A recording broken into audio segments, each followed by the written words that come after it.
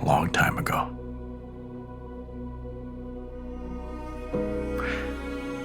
I came to know my first heartache as an adult. You see, the world was new and exciting and, oh God, terrifying. Everything was at stake, and I would have sacrificed it all because I loved a woman. I would spend my nights in my parents' basement just fantasizing about our lives together. We were invincible. Nothing could touch us. And if it did, it didn't matter. I was in love with love.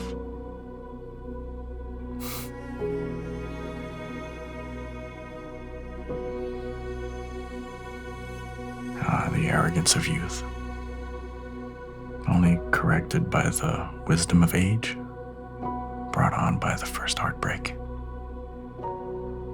A necessary heartbreak, isn't it? Isn't it?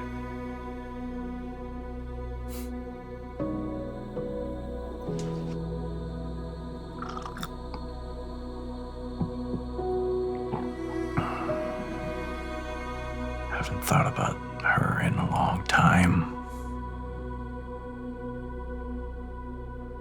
Chose not to.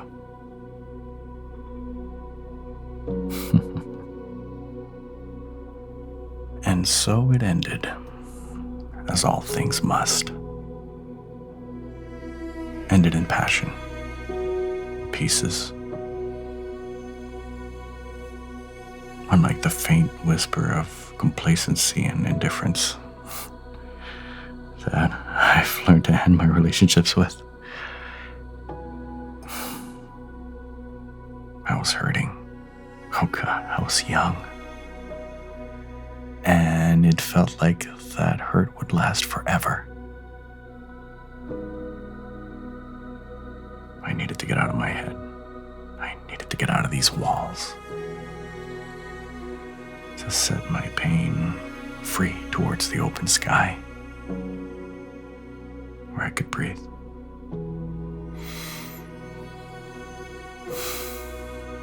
Where I could breathe.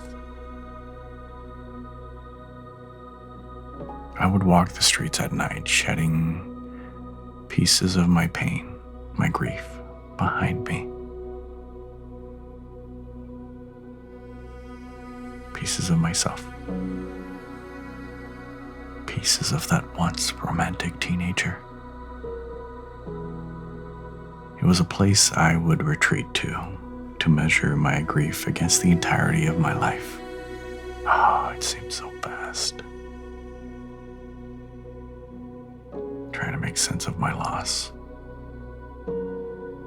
of the world. I was so foolish. I never wanted to feel that foolish again.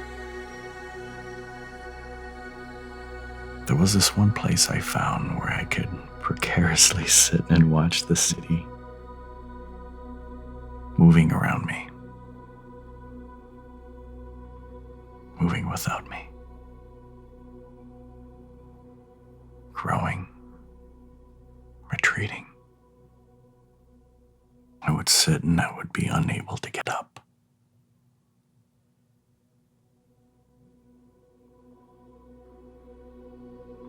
It was on the third day of the third week when I saw her. Or rather, I heard her. The streets were silent.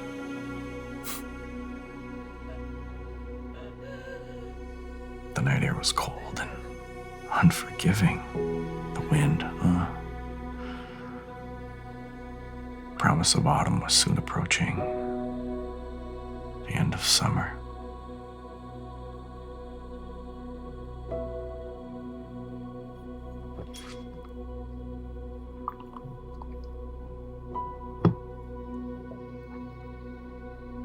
I sat and grieved.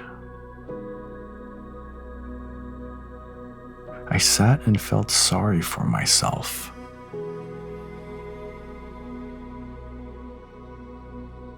And that's when I heard this soft sobbing coming from somewhere around me.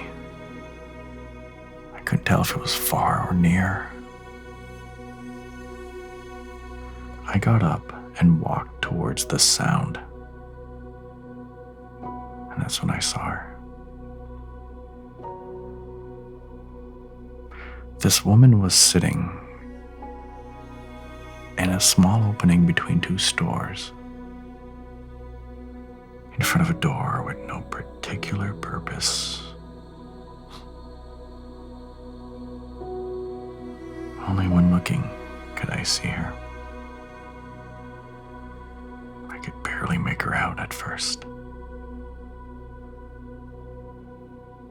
She was crying, sitting on a step. Her knees no longer able to stand. Her strength gone. It's gone. Her cries got louder, breaking beneath the weight of her grief, as if she had just received the worst news imaginable. If the ground beneath her did not hold her, she surely would have sank and disappeared.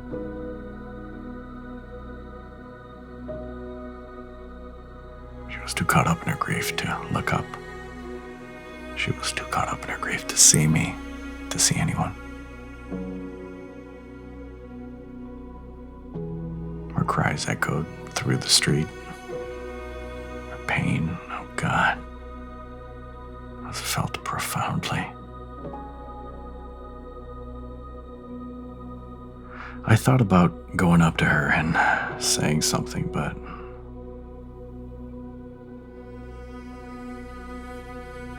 I was too caught up in my own pain to be of any use. Oh God, I was too caught up in my own pain to even care.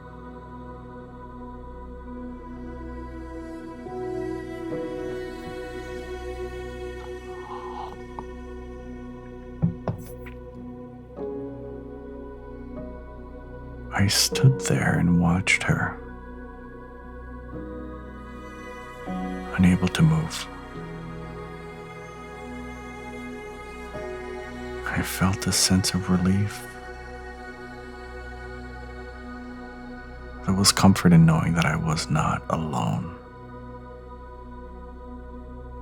We shared this small, brief moment. We were connected through our pain, and that was enough. I watched my cries become her cries.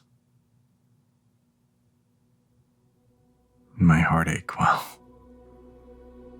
it emptied. And with it, the last pieces of this once romantic teenager.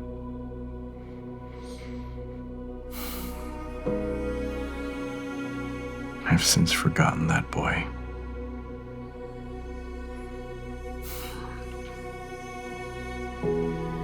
I've since learned to bleed.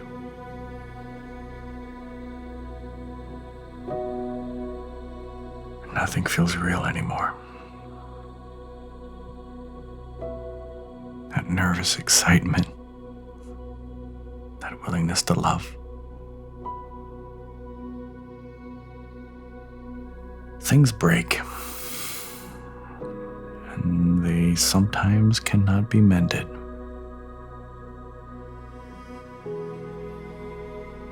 No longer feel safe in this world.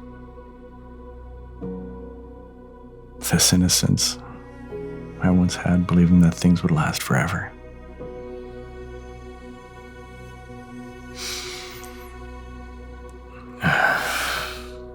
Believing someone would love me as strongly as I love them.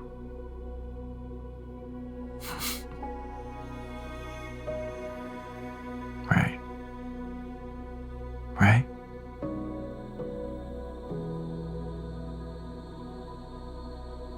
we see others only when looking, only when understanding our pain.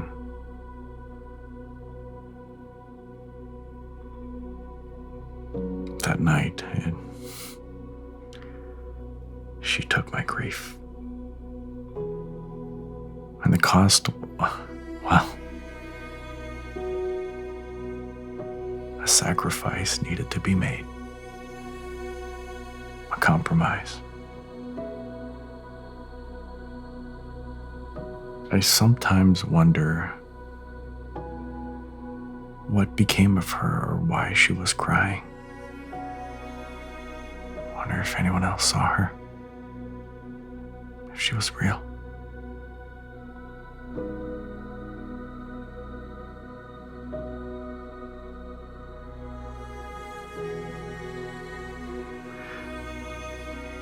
I've long forgotten my first love.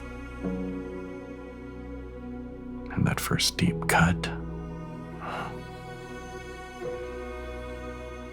But I still think about the woman who cried.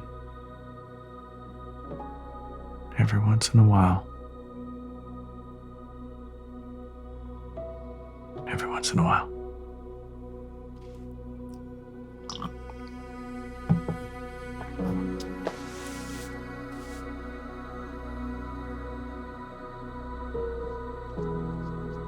Thanks for listening.